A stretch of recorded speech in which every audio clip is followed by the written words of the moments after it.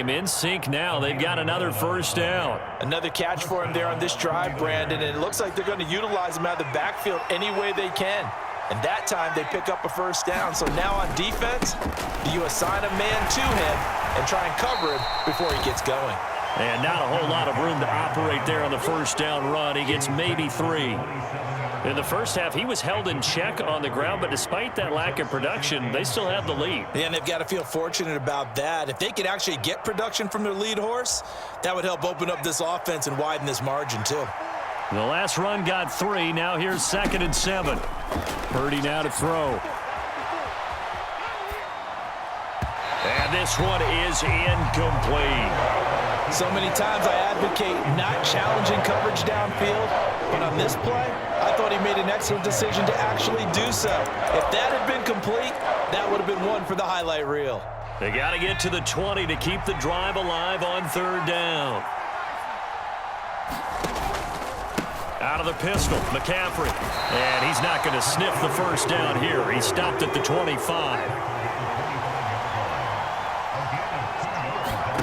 On 4th down, Purdy. And it's incomplete. They cannot convert, and they turn it over. The Niners go for it, but it doesn't work out. And this Browns defense stands tall. And you wonder, Charles, could that decision come back to haunt them later? And it really could, because in this situation, you kick the field goal in a tight game like this, that's a good play. Yeah. But maybe what he's saying to himself is, I'm just not a big proponent of the old idea that any possession that ends in a kick, I'm happy with. He wanted to be really aggressive. A little twist here in the 3rd quarter. And he's going to take this ahead for right around 3 yards, but no more than that. 2nd down. Not a lot of running room there, not a place to make a cut and kind of exit out because they had everything bottled up. Looked to me like the linemen were taking on their blocks really well and giving up no creases. Here's 2nd and 7 now from the 28. Hey, let's get in there, hurry. Mike's 54. Mike's 54. Mike's 54. You ain't got nothing. Tight dog. Now Watson. Forced out to his left. He's got a man. Complete. And all the way in. Touchdown, Cleveland. Amari Cooper. 72 yards. And the Browns have retaken a 3rd quarter lead. Deshaun Watson, he's a lot of fun to watch in the pocket, but when he's forced out of the pocket like that, he can make those big plays downfield. Almost a bad thing when you're pass rushing and you force a Deshaun Watson out of the pocket. He creates extra time. He has the poise to keep his eyes downfield and locate receivers, and it turns into a little bit of a scramble drill for the defensive backs. Where is everyone? And Deshaun Watson finds his target for a big, big play.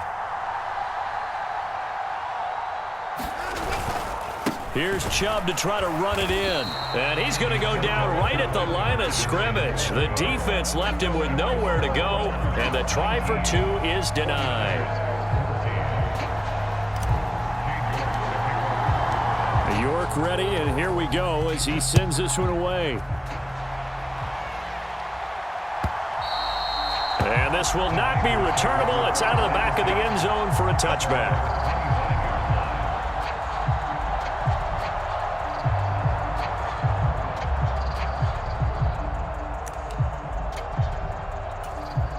The 49er offense set to get this drive underway. A kind of a lucky break on the prior drive, Charles. The turnover on downs that the offense had didn't come back to bite them after the other side. Their defense came through, was able to hold them without any points. I would agree with you, partner. A little bit of a lucky break indeed, but you know what they'd say to us? No luck, just pure skill. We rose to the challenge, and we didn't permit a score. That's how we roll. Well, I'm kind of curious, Charles, if they might temper their aggressiveness now offensively if they get in that 4th down spot again. Yeah, one would think so, but maybe because they held them, they might go for it again. 3 quarters in the books. You're watching the NFL on EA Sports. Back-to-back good plays have them on the move on 1st down. Now a give, right side McCaffrey. That's going to wind up a loss of a full 3 yards on first down. There's no question that coming into this game, this defense was pretty vocal about its desire to take this running back out of his game. And all that pregame wolfing has turned into results. So their task a little bit more difficult now. 2nd and 13 that they're walking up on. Purdy will set up to throw it here. Steps away. Oh, the ball comes out on the hit, but they'll say it's incomplete. Part of what we're seeing so far is the defense is certainly coordinated.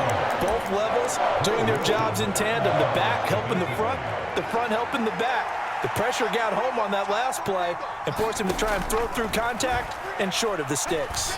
Taking a shot for Samuel. And unable to connect. Incomplete. I'll give them credit. They took their shot, but it's going to bring up 4th down. It's been this way most of the afternoon, hasn't it? This secondary, they really put this receiving core on lockdown. Listen, they've worked together like a basketball team that's playing excellent defense. Great communication, doesn't matter whether it's man or zone. And especially against deep balls, as we saw there, they're not giving up anything to them. Purdy, big 4th down play. Oh, what a heck of an effort there as he'll make the diving catch. So not only do they convert on 4th, but they pick up 22 yards in the process. Tell you what, he's been able to put the ball in some tight spots all game long. That throw, no different. Yeah, a lot of people would call it a gutsy type of a throw. I think he looks at it as, I can do it, so it's not that big of a deal to me, and I'm going to keep firing. Now on 1st down, it's Purdy. And that, nearly picked off. Well, it would have been a great time for their first interception of the game. Instead, it's 2nd down. This could be the start of a nice stand from this defense now after getting walked backwards on this drive. Come through with another one here, and you have them staring at a 3rd and long, and that puts the defense in a position to dictate to the offense. So 2nd down and 10. Once again, they'll go from the 40. Purdy will look to throw again here. And this one nearly intercepted. Boy, that would have been a great time for their first pick. But instead, it's 3rd down. I guess they're in a situation now, 4th quarter, where they're forced to take some chances, but I don't know that that was the type of a chance you want to take.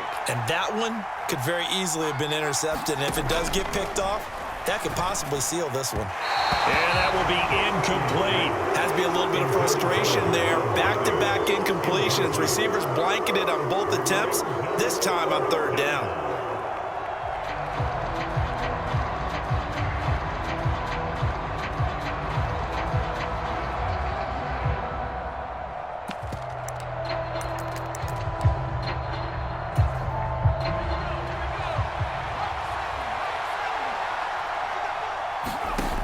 Got to try it here. He's back to throw. A hit as he throws, and this is going to be incomplete.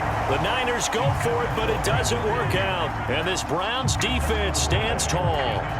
So the defense has to stay out and get one more stop. They were able to do it, forcing the incompletion. So on their record, that goes down as a successful play. It doesn't matter how they got there, how it happened. They got it done. They're the ones that are jubilant.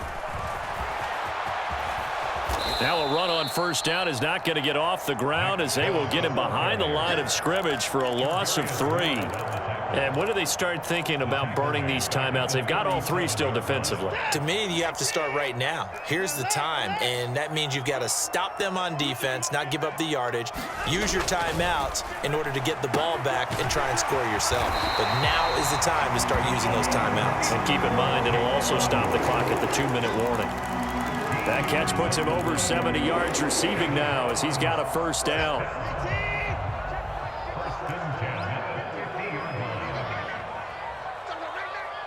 Check 13. Check 13. He's crossing. He's checking parallel. They go up the middle with Chubb. And not a whole lot of room to operate there on the 1st down run. He gets maybe 3.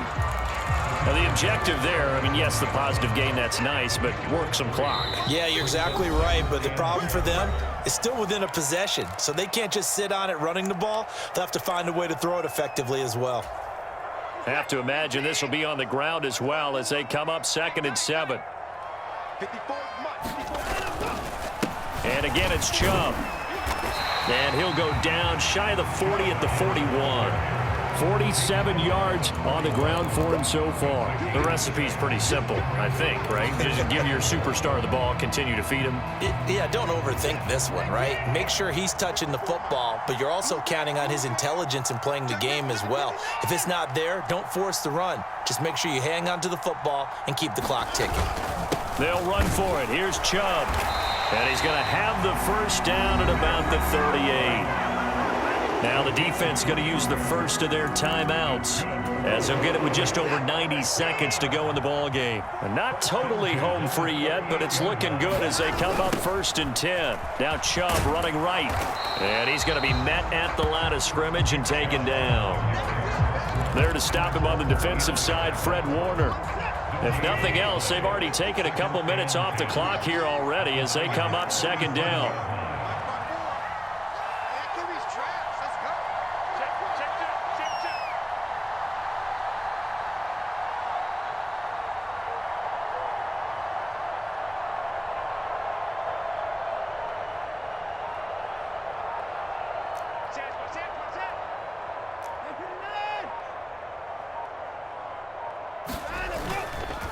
Up the middle, it's Chubb. And a short gain there down to the 37-yard line. Now San Francisco going to call their 2nd timeout as they'll stop it with just over 40 seconds to go in the game. Charles, why didn't they just take the knee there? You're asking the question that I'm asking as well, because we've seen a lot of football where coaches decide maybe they get a little greedy. I don't know if they're doing it for stats or for what reason. We've seen it happen in college. And how about in the NFL?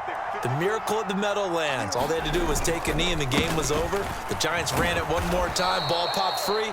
Philadelphia picks it up and wins the game. What year was that? 1978. I think it was in November. How about the job there on the outside? Shed the wide receiver and was able to make the tackle on the perimeter. A lot of pressure here for Cade York. This to put him a touchdown and a 2-point conversion up.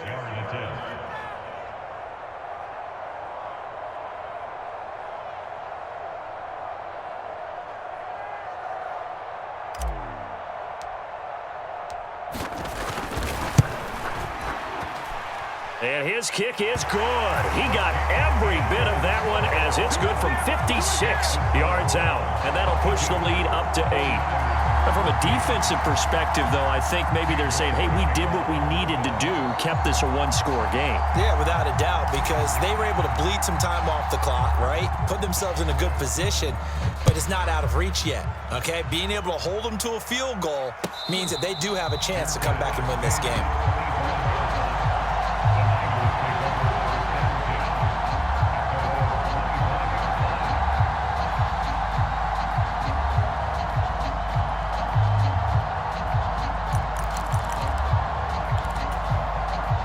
The 49er offense set to get this drive underway. And last time they were stopped on 4th down, had a drive stalled out. We'll see how they respond this go-around.